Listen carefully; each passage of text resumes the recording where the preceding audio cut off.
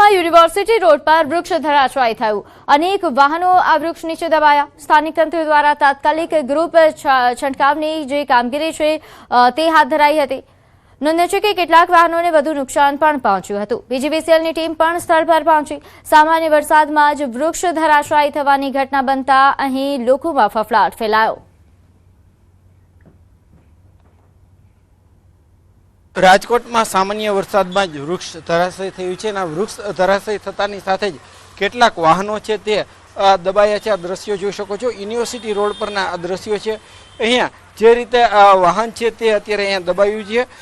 કેટલાક વાહનો છે તે વૃક્ષની નીચે દબાયા છે। અત્યારે જે રીતે ચોમાસાનો માહોલ જામ્યો છે અને વરસાદ આવતાની સાથે જ જે છે એ વૃક્ષો ધરાશાયી થવાની ઘટનાઓ પણ બનતી હોય છે। ત્યારે આ સીધા દ્રશ્યો જોઈ શકો છો, કેટલાક વાહનો છે તે વૃક્ષની નીચે દબાયા છે। સ્થાનિક લોકો દ્વારા છે તેમને તાત્કાલિક જે છે આ વૃક્ષને દૂર કરવાની કામગીરી હાથ ધરવામાં આવી રહી છે। મહાનગરપાલિકાને પણ જાણ કરવામાં આવી છે। અહીંયા પીજીવીસીએલના અધિકારીઓ પણ પહોંચ્યા છે અને ખાસ જે છે અહીંયા જે વીજ તાર છે તેમને દૂર કરીને તાત્કાલિક આ જે વૃક્ષ છે તેમને દૂર કરવાની કામગીરી હાથ ધરવામાં આવી રહી છે। રાજકોટ શહેરનો આ જે યુનિવર્સિટી રોડ છે અહીંયા થોડી વાર પહેલાં જે આ વૃક્ષ ધરાશાયી થયું હતું અને આજે સવારથી જ રાજકોટ શહેરમાં વરસાદી માહોલ જામ્યો છે, જેને લઈને શહેરમાં કેટલીક જગ્યાએ નાના નીચાણવાળા વિસ્તારોમાં પાણી ભરાયા છે તો કેટલીક જગ્યાએ વૃક્ષો ધરાશાયી થવાની ઘટના પણ સામે આવી છે। હાર્દિક જોશી, ન્યૂઝ 18 ગુજરાતી, રાજકોટ। સૌરાષ્ટ્ર યુનિવર્સિટી ખાતે વિરોધ પ્રદર્શન યોજાયું। એબીવીપી દ્વારા આ વિરોધ કરવામાં આવ્યો। પરીક્ષા પરિણામ સહિતના મુદ્દે વિરોધ હાથ ધરાયો હતો।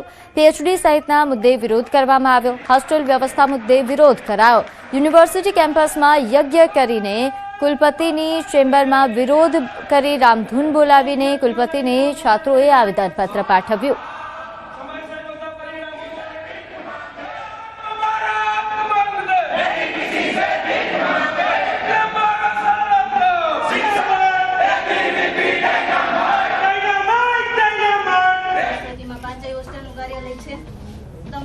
યુનિવર્સિટીમાં પીએચડીની જે બહેનો છે એમને ઘણીવાર રજૂઆત કરવામાં આવી છે કે અમારા માટે કોઈ હોસ્ટેલ ફાળવવામાં નથી આવતી। અલગ ડિવાઈડ કરીને જ્યારે પીએચડીની બહેનો ત્યાં જાય છે રહેવા માટે તો માસી દ્વારા પણ એવી ધમકીઓ આપવામાં આવે છે કે તમારે ટેમ્પરરી છે, તમારે કોઈ પરમિનેન્ટ રહેવાનું નથી, ગમે ત્યારે તમને કાઢી નાખવામાં આવશે।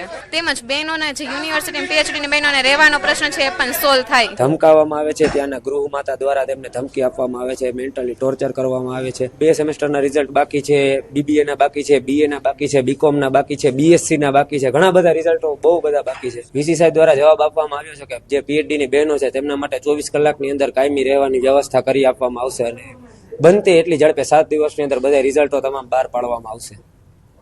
તો ગીર સોમનાથના કોડીનારમાં પાલિકા દ્વારા દબાણ હટાવવાની કામગીરી હાથ ધરવામાં આવી। પોલીસના ચુસ્ત બંદોબસ્ત વચ્ચે વીજ વિભાગની હાજરીમાં શહેરના મુખ્ય માર્ગ પર ડિમોલિશનની કાર્યવાહી કરાઈ। ઉના જાંપા વિસ્તારથી ફોરટ્રેક હાઈવેને જોડતા મુખ્ય રસ્તા પર આવેલા કબ્રસ્તાનની દિવાલનું દબાણ દૂર કરી રસ્તાને અવરોધ મુક્ત બનાવવામાં આવ્યો। તો મુખ્ય રસ્તાને અવરોધ મુક્ત કરવા માટે હાલ આ ટ્રાફિકનું જે દબાણ છે તે પણ ઓછું કરવા માટે આ પ્રકારની કાર્યવાહી કરાવવામાં આવી। પોલીસના ચુસ્ત બંદોબસ્ત વચ્ચે દબાણ હટાવવાની કામગીરી હાથ ધરાઈ। ગીર સોમનાથમાં અવારનવાર આ પ્રકારે દબાણ હટાવવાની કામગીરી હાથ ધરાતી હોય છે, ત્યારે વધુ એક કામગીરી વીજ વિભાગની હાજરીમાં હાથ ધરાઈ હતી। કબ્રસ્તાનની દિવાલનું દબાણ દૂર કરાયું છે અને રસ્તો ખુલ્લો કરવામાં આવ્યો। તો ગીર સોમનાથમાં વેરાવળ રેન્જમાં સિંહ પરિવારની લટાર। વન વિભાગની સતર્કતાથી સિંહ પરિવારને સુરક્ષિત રીતે હાઈવે પાર કરાવવામાં આવ્યો। સૂત્રાપાડા કોડીનાર હાઈવે પર 4 સિંહણો પોતાના બચ્ચાઓ સાથે માર્ગ પર આવી ચડતા વન વિભાગની ટીમ ઘટના સ્થળે પહોંચી હતી। ટીમે થોડા સમય માટે વાહન વ્યવહાર રોકી સિંહ પરિવારને નિરાંતે રસ્તો પાર કરાવ્યો। વન વિભાગની ઝડપી કામગીરીથી સિંહ પરિવાર અને વાહન ચાલકો બંનેની સુરક્ષા સુનિશ્ચિત થઈ।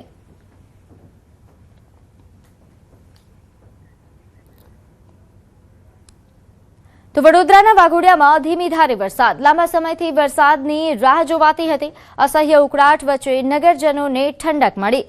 વાદળછાયા વાતાવરણ વચ્ચે વરસાદ વરસતા નગરજનોમાં આનંદ અને ધરતીનો તાત હવે સારા વરસાદની રાહ જોઈ રહ્યો છે।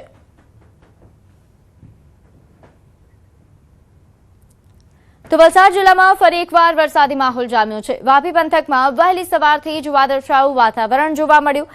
અહીં બપોરે પડેલા એક વરસાદી ઝાપટાથી વાતાવરણમાં ઠંડક પ્રસરી. એક અઠવાડિયાના વિરામ બાદ વરસાદ વરસતા ખેડૂતોમાં ખુશી અને ઉત્સાહનો માહોલ જોવા મળ્યો. તો ભરૂચના આમોદ તાલુકા ખરીદ વેચાણ સંઘ ખાતે ખાતર મેળવવા માટે ખેડૂતોની લાંબી કતારો જોવા મળી. ખેતીની મોસમ શરૂ થતાં ખેડૂતો આજે વહેલી સવારે કૂપન મેળવવા માટે સંઘ ખાતે પહોંચી ગયા હતા. સરકાર દ્વારા ફાળવાયેલા 450 ગુણ ખાતરમાંથી 90 ખેડૂતોને ખેડૂત દીઠ 5 ગુણ ખાતર આપવાની વ્યવસ્થા કરાઈ હતી. જોકે મર્યાદિત જથ્થો અને કલાકો સુધી રાહ જોવી પડતા ખેડૂતોએ અસંતોષ વ્યક્ત કર્યો. આ સમયસર પૂરતા પ્રમાણમાં ખાતર ઉપલબ્ધ કરાવવાની પણ માંગ ઉઠી છે. અમે 4 વાગ્યાના સાહેબ લાઈનમાં ઊભા છે કે ખાતર આવશે કે કેમ એ હજુ કઈ સમસ્યા ઊભી થયેલી છે ને ખાતર મળતું જ નહીં સાહેબ. તો ખાતર મળવા વિનંતી. કેટલા સમયથી ખાતર મળતું નહીં સાહેબ. આવીને લાઈનો મળે છે, લાઈનોમાં ખાતર મળતું નથી. કાલે ઇફકો કંપનીમાંથી એક યુરિયાની ગાડી આવેલી છે અને આજે આ વિતરણનું કામ ચાલુ છે. અને વિતરણમાં જે ખેડૂતો ઉભેલા છે એમને આપણે ટોકન નંબર આપેલા છે અને એક ખેડૂતને 5 યુરિયાની ગુણ પ્રમાણે ટોકન આપીને વિતરણનું કામ ચાલુ છે. એક ખેડૂતને 5. અરવલ્લીમાં વરસાદ ખેંચાતા 1 લાખથી વધુ હેક્ટરમાં થયેલા વાવેતર પર સંકટ ઊભું થયું છે. પ્રથમ વરસાદ બાદ ખેડૂતો દ્વારા મગફળી, સોયાબીન અને કપાસ સહિતના પાકનું વાવેતર કરવામાં આવ્યું, પરંતુ લાંબા વિરામના કારણે પાક સુકાવા લાગ્યો. કપાસમાં સુકારાનો રોગ જોવા મળી રહ્યો છે, જ્યારે મગફળીનો પાક પણ વરસાદના અભાવે પ્રભાવિત થયો. ગત વર્ષની સરખામણીએ જિલ્લામાં 41% ઓછો વરસાદ નોંધાતા ખેડૂતોમાં ચિંતા વધી છે અને આગામી થોડા દિવસોમાં વરસાદ નહીં પડે તો વાવેતર નિષ્ફળ જવાની ભીતિ વ્યક્ત થઈ રહી છે. અને મારા ખેતરમાં અત્યારે કપાસમાં જોઈએ તો વરસાદના અભાવે એટલો બધો મુરઝાય છે કે જો 2-4 દિવસનો વરસાદ નહીં આવે તો આ પાક ફેલ જાય એમ છે. જો ખેંચાય તો આમાં બધું અમારો પાક નિષ્ફળ જાય એવો છે, લાખોનું નુકસાન થાય. હવે મગફળીના વરસાદનું જે પાણી હોય એ જ અનુકૂળ આવતું હોય છે. પિયત ગમે તેટલી કરો પણ જો વરસાદનું પાણી ના પડે તો એ ખેતી બળતી જ હોય છે. તો અત્યારે હાલ એવી સંકટ ઊભું થયું છે કે વરસાદ પડતો નથી તો જે વાયેલી ખેતી છે એ બળી રહેલી છે. અને આના લીધે એવું લાગી રહ્યું છે કે જો વરસાદ આ જ રીતે કરશે તો ખેતી 100% નિષ્ફળ જાય એવું લાગે છે. ઉત્તર ગુજરાતમાં જે પ્રકારે વરસાદ ખેંચાયો છે તેના કારણે ખેડૂતો મોટી મુશ્કેલીમાં મુકાયા છે. અરવલ્લી જિલ્લાની વાત કરીએ તો અરવલ્લી જિલ્લામાં 1 લાખથી વધુ હેક્ટર જમીનમાં ચોમાસાની આશાએ વાવેતર કરવામાં આવ્યું છે. દ્રશ્યો બતાવીશ કે આ તરફ જે મગફળીનું વાવેતર કરવામાં આવ્યું છે તેમાં હવે ડ્રીપ ઇરિગેશન દ્વારા જેનો સહારો લઈ અને ખેડૂતો હાલ પોતાનો જે પાક છે એને બચાવી રહ્યા છે. 1 અઠવાડિયું વીતી ચૂક્યું છે અને આ સંજોગોમાં વરસાદની કોઈ આશા અપેક્ષા નથી, કારણ કે ચોમાસું પાક માટે અવિરત વરસાદની અપેક્ષા રહેતી હોય છે. આ તરફ તો પાક બતાવીશ કે આ કપાસ વાવેતર કરવામાં આવ્યું છે અને કપાસના વાવેતર વચ્ચે જે છોડ છે એ છોડ સુકાવા માંડ્યા છે અને જે છોડની હાલત આપ જોઈ શકો છો કે જે એનો વિકાસ થવો જોઈએ એ વિકાસ થતો નથી, તેના કારણે જે છોડ હાલ બગડવા માંડ્યા છે. અને આ સંજોગોમાં ખેડૂતોએ હવે મુશ્કેલીમાં મુકાયા છે કે વીઘા દીઠ 5 થી 10 હજારનો ખર્ચ હવે માથે પડી રહ્યો છે. અગાઉ પણ સોયાબીનનું વાવેતર કરનાર ખેડૂતોએ સોયાબીન ઉખાડી અને ફેંકી દીધા છે, જેનું નુકસાન ખેડૂતોને વેઠવાનું આવ્યું છે. અને જે વાવેતર કરવામાં આવ્યું જિલ્લાને તેના માટે ખેડૂતો મેઘરાજાને વિનંતી કરી રહ્યા છે કે અવિરત વરસાદ વરસે જેથી તેમનો પાક બચી શકે. હાર્દિક પટેલ, ન્યૂઝ 18 ગુજરાતી, અરવલ્લી. તો અરવલ્લીમાં છેલ્લા 10 દિવસથી તલાટી કમ મંત્રીઓની હડતાળના કારણે મહેસૂલ વિભાગની કામગીરી ઠપ થઈ, જેના કારણે હજારો ખેડૂતો પાણી પત્રક સહિત જમીન અને વારસાઈ સંબંધિત કામો માટે કચેરીઓના ધક્કા ખાઈ રહ્યા છે. તલાટીઓની હડતાળ વચ્ચે અત્યારે સામાન્ય ખેડૂત પીસાઈ રહ્યો છે. તલાટીઓનું કહેવું છે કે તેમની પાસે 22 થી વધુ વધારાની કામગીરી કરવામાં આવી રહી છે. સરકાર અને તલાટીઓ વચ્ચેના વિવાદમાં સામાન્ય ખેડૂત સૌથી વધુ મુશ્કેલીમાં મુકાયો છે. જ્યારે સમસ્યાનો વહેલો ઉકેલ નહીં આવે તો ખેડૂતો દ્વારા આંદોલનની પણ ચીમકી ઉચ્ચારવામાં આવી. અમારે શું કરવું અને ખેડૂતો લોકો આવીને જાય છે અને તલાટી સાહેબ કહે છે કે અમારા પાસે આ છે, આનું કોઈ છે જ નહીં અમારા પાસે, બરાબર. એ લોકો રેવન્યુ તલાટી સાહેબને કરવું પડે એમ કે કપાસનું પાણીપત્ર કરવા માટે છે ને એના માટે આયોજન કરવા માટે રેવન્યુ તલાટી શ્રી અત્યારે એમનું કંઈક કામ હોય તો અહીંયા જઈએ તો એ કહે છે કે ભાઈ પાણીપત્રકને આ બધું ત્યોહત્તર કરાવવાનું રેવન્યુ તલાટીનો સંપર્ક કર્યો તો એ લોકો કહે છે અમારા જોડે એવો કોઈ પરિપત્ર આવ્યો નથી. હવે કપાસ માટેનું જે સરકારે જાહેરાત કરી એમાં ડ્રો સિસ્ટમ રાખી છે. હવે સમય મર્યાદા ઓછી છે. હવે પાણીપત્રકને કરાય અને ઓનલાઈન કરવું તો ખેડૂત કેટલા ધક્કા ખાય, તો એના માટે યોગ્ય નિકાલ લાવવા વિનંતી. જેમ કે લોકો અહીંયા પંચાયતમાં આવે છે તો બિચારા અહીંયા આવીને પાછા ધક્કા ખાઈને જાય છે. મને પણ થોડું એ થાય છે.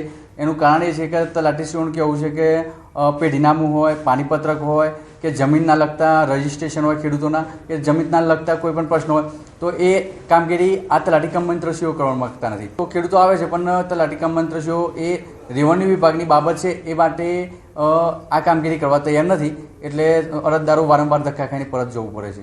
આજ દિન સુધી રેવન્યુના 1 થી 18 નમૂનાની કામગીરી પંચાયતે ગ્રામ પંચાયત લેવલે તલાટી કમ મંત્રી કરે છે, જેના કારણે 2022માં હડતાળ પાડવામાં આવી હતી, જેથી સરકારે મંડળને સંતોષ થાય એ માટે હડતાળ સમેટવા માટે જે તે વખતે 2 કમિટીની રચના કરી હતી. રાજ્ય મંડળે વારંવાર જાણ કરેલ હતી સરકારશ્રીને કે ભાઈ અમારો જોબ ચાર્ટ અલગ કરવામાં આવે, પણ આજ દિન સુધી જોબ ચાર્ટ અલગ થયેલ ન હોય.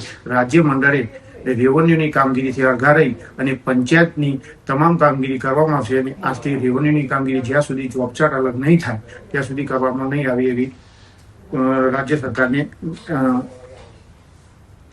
આપેલ છે. તો નાયબ મુખ્યમંત્રી હર્ષ સંઘવીએ ભારે વરસાદથી અસરગ્રસ્તો માટે રાજ્ય સરકારના વિશેષ રાહત પેકેજની જાહેરાત કરી છે. સુરત સહિત રાજ્યના તમામ અસરગ્રસ્ત વિસ્તારોમાં વેપારીઓ, રેકડી લારી ચાલકો, દુકાનદારો અને સામાન્ય નાગરિકોને વિવિધ પ્રકારની આર્થિક સહાય આપવામાં આવશે. સરકારના જણાવ્યા મુજબ આ પેકેજથી રાજ્ય પર અંદાજે ₹550 કરોડનો બોજો પડશે.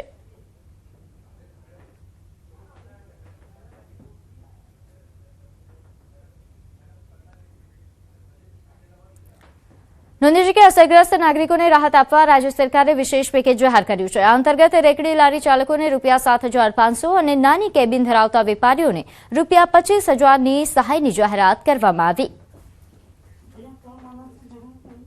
જે કોઈ લારી કે રેકડી ચલાવતા હોય અને જેમને લારી કે રેકડીમાં નુકસાન થયું હોય એવા લોકોને ₹7500ની સહાય કરવાનું નક્કી કરવામાં આવ્યું છે. જેની નાની કેબિન હોય 40 ફૂટ સુધીની એવા સૌ લોકોને ₹25,000ની સહાય કરવાનો નિર્ણય લેવામાં આવ્યો છે. તો મોટી કેબિન ધરાવતા વેપારીઓને ₹50,000 અને પાકી દુકાન ધરાવતા વેપારીઓને ₹1 લાખની સહાય આપવામાં આવશે. વ્યાવસાયિક નુકસાનને પહોંચી વળવા આ આર્થિક સહાય જાહેર કરવામાં આવી.